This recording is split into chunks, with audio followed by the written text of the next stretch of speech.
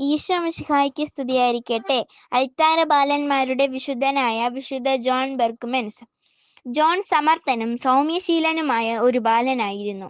1599 March 13 ബെൽജിയത്തെ ഒരു പട്ടണമായ ലുവൈനിലാണ് അവൻ ജനിച്ചത്. കഠിനാധ്വാനിയായ ഒരു ചെരുപ്പുകുത്തിയായിരുന്നു ജോണിന്റെ പിതാവ്.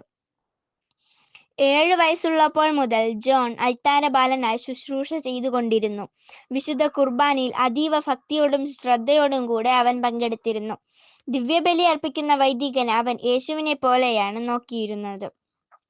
അൾത്താര ബാലനായ തനിക്കും ഒരിക്കൽ വൈദികനായി ഇതുപോലെ വിശുദ്ധ കുർബാന അർപ്പിക്കാനുള്ള അനുഗ്രഹം തരണമേ എന്നവൻ പ്രാർത്ഥിച്ചിരുന്നു.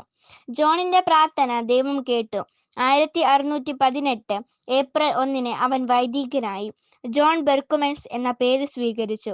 ദരിദ്രരോടും വേദന അനുഭവിക്കുന്നവരോടും സ്നേഹവും സഹാനുഭൂതിയുമുള്ള വൈദികനായിരുന്നു ജോൺ.